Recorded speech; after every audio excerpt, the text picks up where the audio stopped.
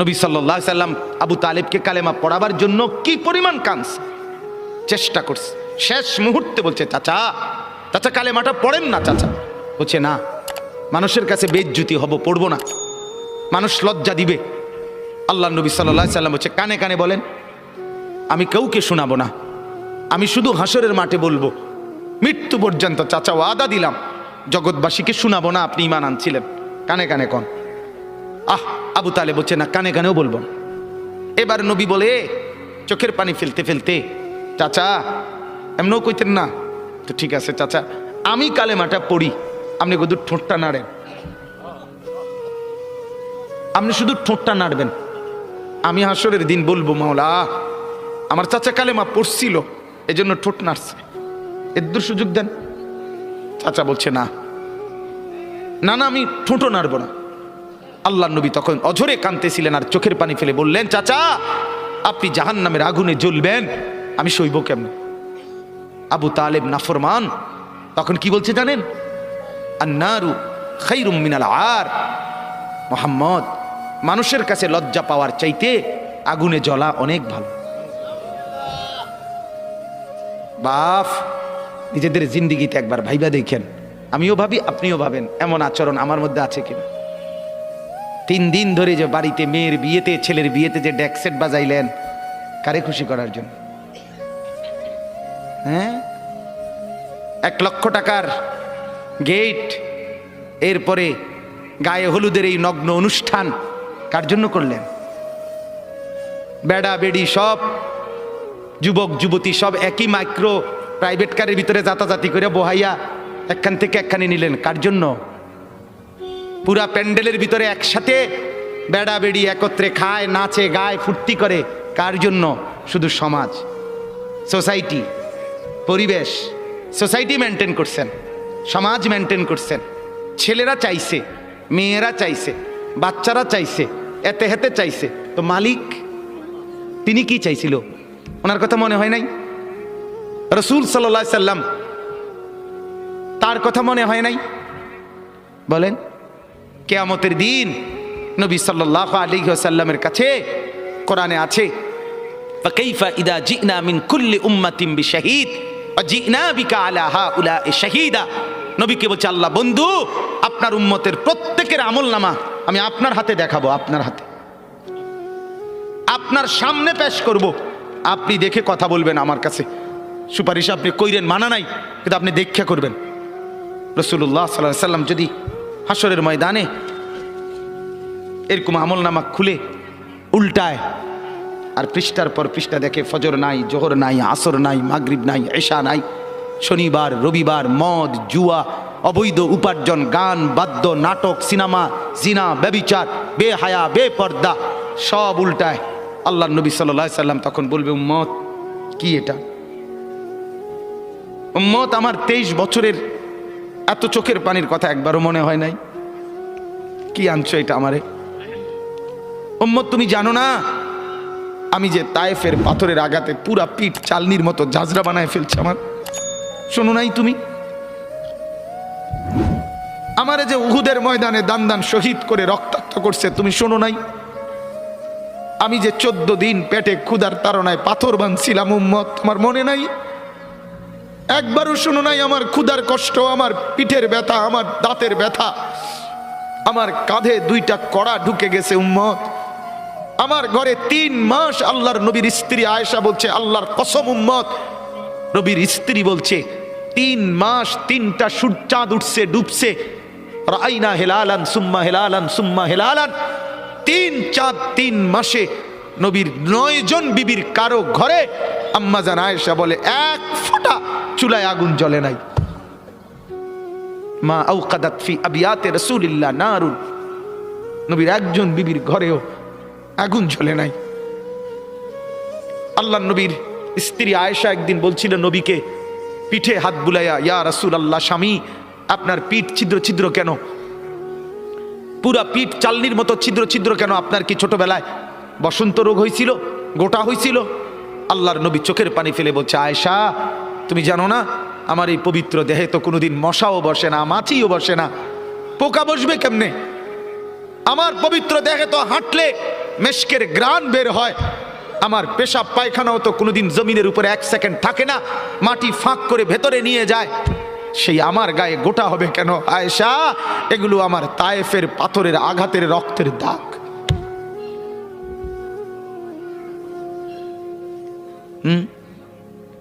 বলো না বাপ, কিছুই মনে হইল না? এভাবে ভুলে গেলেন, ভুলে গেলেন রাসূলুল্লাহ সাল্লাল্লাহু আলাইহি সাল্লামকে একবারও মনে হলো না? আল্লাহকে ভালোবাসেন, নবীকে ভালোবাসেন, আখিরাত চিনেন? এই বাপ, আমি আপনাদের সন্তান, আমার বাবা আপনাদের মহল্লায় 43 বছর এই বড় মসজিদের ইমাম ছিলেন, একদিন 2 দিন না। আমি এই মাটিতে বড় হওয়া ছেলে, এই প্রাইমারি স্কুলের ছেলে, এখানেই বড় হয়েছি। এরা সব আমার আপনজন। আমি আমার আপনজনদেরকে শক্ত করে বললাম, আমি যদি কারো ভাতিজা হই, আপনি আমার চাচা। আমি চাই আমার চাচা যেন হয় জান্নাতি। আমি যদি কারো নাতি হই, আপনি আমার দাদা। আমি চাই আমার দাদা যেন হয় জান্নাতি। আমি যদি কারো ভাই হই, বন্ধু, তো আমি চাই ভাই, 2 ভাই মিলে একসাথে হই জান্নাতি। আল্লাহ তোমাকেও তৌফিক দেন, আমাকেও তৌফিক দেন। দোয়া করি বাপ, দোয়াও চাই। জিন্দগি বদলান যুবক, জিন্দগি বদলাও। দিবা নিশির ফিকির আমার, জিন্দগি চেঞ্জ করেন, জীবন চেঞ্জ করেন। ফজরের নামাজে অভ্যস্ত হন। আল্লাহর কসম বন্ধু, ফজরের নামাজ যে পড়বে না, সে ইমাম মাহাদিকে খুঁজে পাবে না, সে দাজ্জালের অন্তর্ভুক্ত হবে। এটা হাদিস। মাহাদি পাবে না, দাজ্জালের অন্তর্ভুক্ত হবে। এই সমস্ত মাথার সেলুন কাটিং চুল, যেগুলো উঁচা, সামনে বড় বড় চুল, এদিকে চুল নাই, এদিকে চুল নাই, সব দাজ্জালের চুল। বিশ্বাস করো, একেবারে পরিষ্কার হাদিস, মুসলিম শরীফের হাদিস। আল্লাহর নবী বলছে, দাজ্জাল হবে শাবুন কাতাতুন, দাজ্জাল হবে যুবক, আর দাজ্জালের চুল হবে এলোমেলো। এই জন্য দুশ্মন এটাকে জনপ্রিয় করে দিছে। এদিকে নাই, এদিকে নাই, ওইদিকে নাই, এখান দিয়ে নাই, এখান দিয়ে ফেলাই দিছো, ওইখান দিয়ে উঁচা করে রাখছো, সামনে দিয়ে ঝাঁকড়া বানায় রাখছো। কি করছো বাপ? কোনোদিন জিজ্ঞাসা করলা না এটা কার থেকে নিলা? কি এটা কি মডেল নিলা? সেলুন থেকে বুঝি মানুষে মডেল নেয়, নাফিদ বুঝি ডিজাইনার হয়। হ্যাঁ, এটা বুঝি এটা রুচি হইলো? হ্যাঁ, কি পড়লা বন্ধু? এত বাংলা, এত অঙ্ক, এত ইংরেজি বই, এত পদার্থ, এত অপদার্থ, এত জীববিজ্ঞান, এত জড় বিজ্ঞান, এত কিছু কই গেল? এরপরে সব থুইয়া নাফিতের থেকে গিয়া ডিজাইন আনলা। কথা বলেন না কেন? নাফিত থেকে কেন ডিজাইন আনলেন? নাফিত কেন সাজাই দিবে মুসলমানকে? মুসলমানকে সাজাবে তো রাসূলুল্লাহ সাল্লাল্লাহু আলাইহি ওয়াসাল্লাম। এক সাহাবী বলছেন, নবী কেমন ছিল জানো? যার সারা অঙ্গ একসাথে দেখলে সবচেয়ে সুন্দর, প্রতি অঙ্গ আলাদা আলাদা দেখলেও সবচেয়ে সুন্দর। আরেকজনকে বলছে, আপনি বলেন তো। আরেক সাহাবী বলছে, আমি বলি যে নবী ছিলেন এমন যাকে একবার দেখলে আবার দেখতে মন চায়, দ্বিতীয়বার দেখলে প্রথমবারের চাইতে আরো সুন্দর মনে হয়। যত তারে দেখি তত সুন্দরই লাগে। তিনি ছিলেন এমন। আল্লাহ তাআলা মেরাজে, এই যে এই মাস, 7 আসমানের উপরে আরশে আজিমে আল্লাহ তাআলা নবীকে নিয়ে গেলেন। যখন আরশের উপরে আল্লাহ তাআলা রাসূল সাল্লাল্লাহু আলাইহি সাল্লামকে দাঁড় করাইলেন, এইবার আল্লাহ বললেন, বন্ধু কোনানে আনছি জানেন? আপনি জানেন কোথায় আনছি আপনারে? কয় যে আপনি যখন ছোটবেলায় জন্ম নিছেন, ছোট্টবেলায় ফেরেশতাদেরকে বলছিলাম, ফেরেশতারা আমার বন্ধুকে কোলে নাও, নিয়া আমার সৃষ্টির পূর্ব থেকে পশ্চিম পুরা দিগন্ত ঘুরাও, আমার গোটা সৃষ্টিকে বলো যে তারা যেন দেখে বন্ধু আমি কেমন বানাইলাম। দেখো, দেখ আসমান দেখো, জমিন দেখো, বন্ধু আমি কেমন বানাইলাম। নাক দেখো, চোখ দেখো, ঠোঁট দেখো, মুখের চাহনি দেখো, চেহারার রং দেখো, চোখের পলক দেখো। এরপরে আল্লাহ 7 আসমানে আরশে আজিমে নিয়ে এইবার আল্লাহ বললেন, বন্ধু সেদিন ছোট্টবেলায় কোলে আপনারে সবাই দেখছে, এবার সব কিছুর উপরে আইনা, উপরে শুধু আমি আল্লাহ, তার নিচেই আপনি। এবার আপনি দেখেন গোটা সৃষ্টি আমি কেমন বানাইলাম। ওই সময় ওরা দেখছে, এখন আপনি দেখেন, আপনি দেখেন। সুবহানাল্লাহ, এত বড় মর্যাদা সম্পন্ন রাসূল, তাকে ছেড়ে দিলেন, তাকে ত্যাগ করলেন। আল্লাহ আমাকেও বুঝ দান করেন, আমাদের প্রত্যেককে বুঝ দান করেন। শেষ কথা এটাই, আফালা তাযাক্কারুন। আল্লাহ বলে, বান্দা আমি কিন্তু গুনাহ লম্বা হইলে, নাফরমানি লম্বা হইলে, আমার অবাধ্যতা লম্বা হইলে, মনের চাহিদা মতো খামখেয়ালি করিলে আমি কিন্তু গোমরা করে দেই, আমি মোহর মেরে দেই, চোখে পর্দা ফেলে দেই, আর হেদায়েত দিবার কেউ থাকে না। আফালা তাযাক্কারুন। আমার বান্দা উপদেশ কি নিবা না? উপদেশ গ্রহণ করবা না তবুও? তো বলেন আল্লাহকে, আল্লাহ আমরা উপদেশ নিলাম, আমরা আপনার নাফরমানি করব না, আপনার রসুলের অবাধ্যতা করব না। যুবক ভাইয়া, নামাজ পড়েন, নামাজ পড়েন, 5 ওয়াক্ত নামাজ পড়েন, অশ্লীলতা উলঙ্গপনা থেকে, বেহায়াপনা থেকে ছুটেন। উম্মত আমার 23 বছরের এত চোখের পানির কথা একবারও মনে হয় নাই? কি আনছো এটা আমারে? উম্মত তুমি জানো না আমি যে তায়েফের পাথরের আঘাতে পুরা পিঠ চালনির মতো জাজরা বানায় ফেলছে আমার? শোনো নাই তুমি? আমারে যে উহুদের ময়দানে দান দান শহীদ করে রক্তাক্ত করছে, তুমি শোনো নাই? আমি যে 14 দিন পেটে ক্ষুধার তাড়নায় পাথর বাঁধছিলাম, উম্মত তোমার মনে নাই? একবারও শোনো নাই আমার ক্ষুধার কষ্ট, আমার পিঠের ব্যথা, আমার দাঁতের ব্যথা, আমার কাঁধে 2টা কড়া ঢুকে গেছে উম্মত। আমার ঘরে 3 মাস আল্লাহর নবীর স্ত্রী আয়েশা বলছে, আল্লাহর কসম উম্মত, আম্মা জান আয়েশা বলে 1 ফোঁটা চুলায় আগুন জ্বলে নাই। মা আওকাদাত ফি আবিয়াতে রাসূলিল্লাহ নারুন। নবীর একজন বিবির ঘরেও আগুন জ্বলে নাই।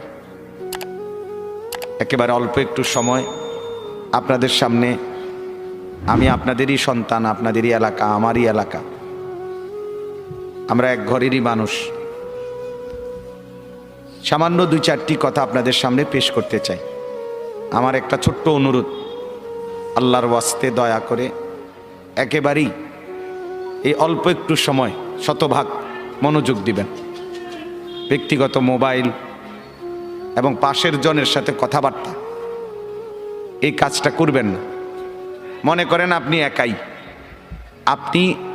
আপনি শোনেন, দেখবেন ইনশাআল্লাহ আল্লাহর কথার থেকে আমিও উপকৃত হব, আপনিও উপকৃত হবেন। একাকি শুনতে হবে।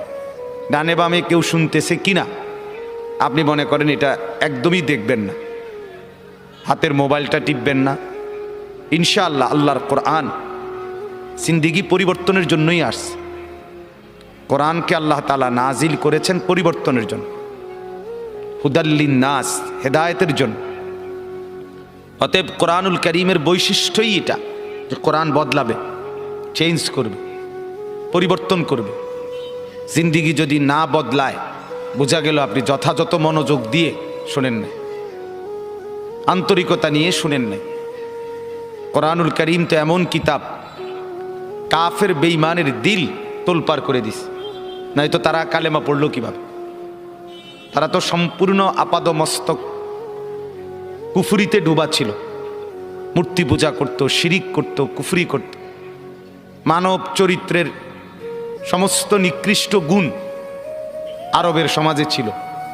চুরি, ডাকাতি, জিনা, ব্যভিচার, মদ, জুয়া, হত্যা, লুণ্ঠন, ছিনতাই, রাহাজানি, সব ধরনের নাফরমানি ছিল তাদের মধ্যে। কিন্তু এই কোরআন নবী সাল্লাল্লাহু আলাইহি ওয়াসাল্লাম তেলাওয়াত করছে, কখনো একজন, কখনো 10 জন, হেঁটে হেঁটে ঘুরে ঘুরে কোরআনুল কারীমই শুনাইছে। এই কোরআন শুনবার বরকতে যে যখনই মনোযোগ দিছে, আল্লাহ তাআলা তার দিল বদলায় দিছে, ফলে অবিশ্বাসী ইমানদার হয়ে গেছে।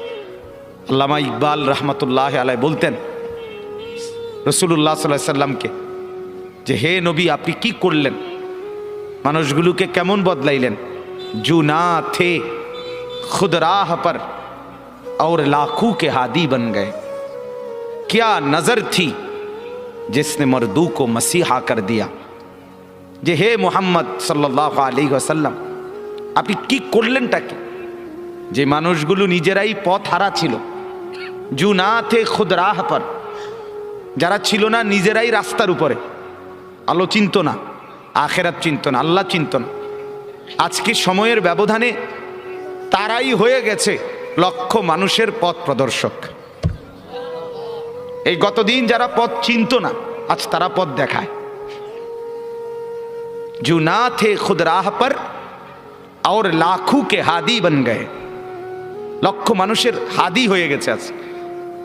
যেদিন আবু বকর সিদ্দিক রাদিয়াল্লাহু তাআলা আনহু কালেমা পড়ছে নবী সাল্লাল্লাহু আলাইহি ওয়াসাল্লামের হাতে, তার সর্বোচ্চ এক সপ্তাহের ব্যবধানে মক্কার সম্ভ্রান্ত 6 জন ব্যক্তিকে হযরত আবু বকর সিদ্দিকই দাওয়াত দিয়া বুঝাইয়া নবীর হাতে কালেমা পড়াইছে। হ্যাঁ, হযরত উসমান আবু বকরের দাওয়াতে কালেমা পড়ছে, হযরত আব্দুর রহমান ইবনে আউফ আবু বকর সিদ্দিকের দাওয়াতে কালেমা পড়ছে, হযরত তালহা আবু বকর সিদ্দিকের দাওয়াতে কালেমা পড়ছে, হযরত জুবাইর ইবনুল আওয়াম আবু বকর সিদ্দিকের দাওয়াতে কালেমা পড়ছে, হযরত সাদ ইবনে আবি ওয়াক্কাস আবু বকর সিদ্দিকের দাওয়াতে কালেমা পড়ছে। এমন শানদার সাহাবী। তাহলে গতকালকে যে নিজে পথ চিনত না, আজকে সে অন্যদেরকে পথ দেখাচ্ছে। কিয়া নজর থি जिसने मर्दू को मसीहा कर दिया। আল্লামা ইকবাল বলে, হায় নবী, কি নজর আপনার, আপনার চোখের কি পাওয়ার, যে সেই চোখের দৃষ্টি ফেললেন যার উপরে, সে এখন যাকে ছোঁয়ে, যার দিকে দেখে, তাকে সুস্থ বানায় ফেলে, ইমানদার বানায় ফেলে। এজন্য বাপ, এটা ফিকির দরকার, বুঝা দরকার। কোরআনুল কারীম পরিবর্তনের জন্য, জিন্দেগি নড়াচড়া করার জন্য, কলিজায় তোলপাড় করার জন্য। যদি দিলের মধ্যে কোনো নড়াচড়াই অনুভব না হয়, বিবেকের মধ্যে যদি কোনো অনুভূতি না জাগে, দিমাগের মধ্যে যদি কোনো ফিকিরই না আসে, আল্লাহর কথা শুনলেনই কি, বুঝলেন কি? বলেন, আজ 10 বছর 20 বছর জুমার বয়ান শুনলেন মনে করেন, কিন্তু জিন্দেগি আপনার একই রকম, শুনলেন কি, বুঝলেন কি? বলেন, মাগরিবের নামাজ, এশার নামাজ, ফজরের নামাজ, এই 3 নামাজে ইমাম সাহেব কেরাত জোরে পড়ে, মানে কোরআন তেলাওয়াত করে জোরে, ঠিক না? মুসল্লিরা শুনতে পায়। সেই কোরআন তো কথা ছিল পরিবর্তন করা, দিলের মধ্যে তোলপাড় করা, হচ্ছে না কেন? পরিবর্তন আসে না কেন? অনুভূতি জাগে না কেন? যারা বেঈমান তারা যদি বদলে যায়, আমাদের তো মা মুসলমান, বাবা মুসলমান, আমাদের তো জন্মের পরে আমাদের 2 কানে আজান শুনাইছিল, ইকামত শুনাইছিল। আমাদেরকে তো হিন্দি সিনেমার গান শোনায় না, নর্তকীর নাচ দেখায় নাই ছোটবেলা, আজান শুনাইছিল কানে। তো বদলাবে না কেন? চেঞ্জ হবে না কেন? মূল একটা কারণ, আপনি সিদ্ধান্ত নিয়ে নিছেন আগেই, এটা আমার জন্য না, এখানে আমার জন্য কিছু নাই, আমার এখান থেকে কোনো নেওয়ার মতো কিছু নাই। হুজুররা হুজুরদের প্রয়োজনে বলে, এগুলো হুজুরদের বিষয়। এই জিন্দেগির এই সিদ্ধান্ত ইচ্ছা করে আপনি দরজা বন্ধ করে দিছেন, ইচ্ছা করে সিটকারি লাগাই দিছেন, ইচ্ছা করেই লাইট বন্ধ করে দিছেন, আপনার হাতে আপনি সুইচ বন্ধ করে দিছেন, নিজের হাতে নিজে দরজা বন্ধ করে দিছেন, নিজের হাতে নিজে সিটকারি লাগাই দিছেন। আপনি জানায় দিছেন এগুলো আমার জন্য না, কোরআনের কথাগুলো আমার জন্য না, আমি এগুলো পারবো না, আমি এগুলো বুঝতাম না। না বাপ, আল্লাহর দোহাই, কোরআন আপনার জন্য, কোরআন আমার জন্য, কোরআন বদলাবার জন্য, কোরআন চেঞ্জ করার জন্য। পৃথিবীতে আর কোনো কিতাব নাই, আর কোনো বই নাই, আর কোনোটা নাই যেটা মানুষ গড়ে। শুধু কোরআনই মানুষ গড়ে দেয়, মানুষ গড়ে, মানুষ বানায়। বাংলা, অঙ্ক, ইংরেজি, পদার্থ, জীববিজ্ঞান, রসায়ন বিজ্ঞান, উচ্চতর গণিত, তথ্য যোগাযোগ প্রযুক্তি, আপনি বলেন দাঁড়ায়, আপনারা সবাই শিক্ষিত মানুষ, স্কুলে পড়ুয়া, কলেজে পড়ুয়া ছাত্র ভাই আছেন, আপনি বলেন একটা বই শুরুতে নাই এ কথা যে এই বইটি মানুষ গড়বার জন্য রচিত হয়েছে, নাই এ কথা নাই।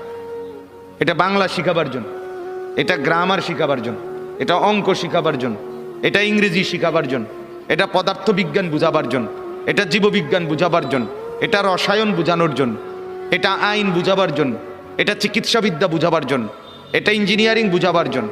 তো মানুষ গড়বার জন্য রচিত সেই বইটা কি? আল্লাহ তাআলা বলেন সেটা শুধু কোরআন, হুদাল লিন্নাস। এটা মানুষ গড়ে দেয়, মানুষ বানায়, মানুষ বানায়। হাদা বাসাইরু লিন্নাস, আল্লাহ বলেন এই কিতাব মানুষকে চোখ খুলে দেয়, আলোকিত করে দেয়। আল্লাহ বলেন এই কিতাব শিফা, এটা আরোগ্য, অসুস্থ মানুষকে সুস্থ বানায় দেয়। আল্লাহ তাআলা বলেন এই কিতাব নূর, অন্ধকার থেকে আলোতে নিয়ে আসে। এই কিতাব রাহমত, অর্থাৎ নির্দয় থেকে দয়া, মায়া, রহমত এই কিতাব। বুশরা, সুসংবাদ এই কিতাব। অতএব এতক্ষণ লাস্ট আমি যেতটুকু এসে শুনছিলাম, বলতেছিলেন মাওলানা ইমাম সাহেব, কোরআন আমার জীবনের যেন সঙ্গী হয়। কোরআন আপনি একটু একটু পড়েন, একটু একটু পড়েন, শুধু বাংলা তর্জমাটাই পড়েন, দেখবেন নিশ্চিত আপনার দিল খুলে যাবে। আমার বাপ কোরআনুল কারীম আল্লাহ তাআলা নিজে কসম করে বলছেন, ওয়াল কোরআনিল হাকিম, সূরা ইয়াসিনের মধ্যে আছে ওয়াল কোরআনিল হাকিম। আল্লাহ তাআলা বলেন প্রজ্ঞাময়, বিজ্ঞচিত, হিকমতে ভরা, জ্ঞান গর্ভ কোরআনের কসম করছি। এই কোরআনই একমাত্র কিতাব যে কিতাবের মধ্যে প্রথম অক্ষর থেকে শেষ অক্ষর, প্রথম বিন্দু থেকে শেষ বিন্দু, কোনো বক্তব্য, কোনো কথা, শব্দ, বিন্দু, আলতু ফালতু, প্রয়োজনীয় অপ্রয়োজনীয়, যৌক্তিক অযৌক্তিক, দরকারি বেদরকারি, হাসতে হাসতে, রসিকতা, ঠাট্টা, মস্কারি, এই সমস্ত কোনো কিছু নাই। প্রতি শব্দ, প্রতি অক্ষর প্রজ্ঞাময়, বিজ্ঞচিত, একেবারে জ্ঞান গর্ভ। এটা একমাত্র কোরআনের বৈশিষ্ট্য। বাংলা বইয়ের সব কথা দরকারি নাই, দরকারিও আছে, বেদরকারিও আছে। আমাদের দেশে সেই ছেলে কবে হবে, কথায় না বড় হয়ে কাজে বড় হবে, দারুণ কথা না? এটা ভালো কথা, সুন্দর দরকারি কথা, কি বলেন? এরপরে সকালে উঠিয়া আমি মনে মনে বলি, সারাদিন আমি যেন ভালো হয়ে চলি, চমৎকার কথা, দরকারি কথা। কিন্তু হাট্টিমা টিম টিম, তারা মাঠে পারে ডিম, তাদের খাড়া দুটো শিং, তারা হাট্টিমা টিম টিম, এই টিম টিম টিম টিম কি বলেন? এটা বেহুদা কথা, ঠিক কিনা বলেন না? একজনও না, একেবারে ঢাকা ইউনিভার্সিটির ভাইস চ্যান্সেলরও বলতে পারবে না হাট্টিমা টিম কি জিনিস। আসমানে, জমিনে, চাঁদের দেশে, মঙ্গল গ্রহে, সৌরজগতে, আটলান্টিক মহাসাগরের নিচে, হিমালয় পর্বতের চূড়ায়, আফ্রিকার গহীন জঙ্গলে, পৃথিবীর কোথাও হাট্টিমা টিম নামে কিছু নাই। এটা মানুষও না, জিনও না, এটা পশুও না, জন্তুও না, জানোয়ারও না। কি কইতে পারবো? এক উনি যিনি লিখছে, উনি ছাড়া অন্য কেউ বলার ক্ষমতা নাই। যিনি লিখছে আর কি, এটা উনি কইতে পারবো এটা কি কইছে। তাহলে কি বুঝা গেল? প্রয়োজনীয় অপ্রয়োজনীয় উভয় কথা আছে, ঠিক কিনা বলেন না? আমি দুটাকেই বললাম। আগডুম, বাগডুম, ঘোড়া ডুম, এই নামে কিছু নাই পৃথিবীতে। আগডুম বলতে কোনো বাদ্যযন্ত্র না, বাগডুম বলতে কিছু নাই, গোড়া ডুম বলতে কিছু নেই। এটা মিলাইছে, আগডুম, বাগডুম, গোড়া ডুম, মোবাইল ডুম, টেবিল ডুম, চেয়ার ডুম, মানে যেটার লগে আপনি ডুম লাগাই দিবেন শুধু। হ্যাঁ হ্যাঁ, বাস্তব, এটার অর্থ এটাই। মানে আপনি যে কোনো একটার লগে কি করে দিবেন? ডুম ডুম ডুম ডুম করে দিবেন, এটার লগে ডুম ডুম মিলাই দিবেন। এই হলো। তাহলে অপ্রয়োজনীয় কথা, আবার ভালো কথাও আছে। তাইলে প্রত্যেকটা পড়ার মধ্যে প্রয়োজনীয় অপ্রয়োজনীয় কথা আছে, কিন্তু আল্লাহর কোরআন এটা কসম, এটা চ্যালেঞ্জ, এটা 1450 বছরের প্রমাণিত যে এর মধ্যে এক অক্ষর ফালতু কথা নয়, বেহুদা কথা। এজন্য বাপ, আমি বন্ধু বললাম যে আল্লাহর কোরআন পড়তে পারেন নাই, নওজোয়ান শোনো ভাইয়া, স্কুলে পড়ো, কলেজে পড়ো, ইউনিভার্সিটিতে পড়ো, পৃথিবীর অনেক কিছু শিখো, কিন্তু এটা মনে রাখেন, আল্লাহর কোরআন যে পড়তে পারে নাই, কোরআন পড়ে নাই, কোরআন পড়তে জানে না, কোরআন শিখে নাই, কোরআন থেকে কোনো জ্ঞান নেয় নাই, সে যেন জ্ঞানের কিছুই পায় নাই, কিছুই শিখে নাই, কিছুই না বেটা, কিছুই না, কিছুই না।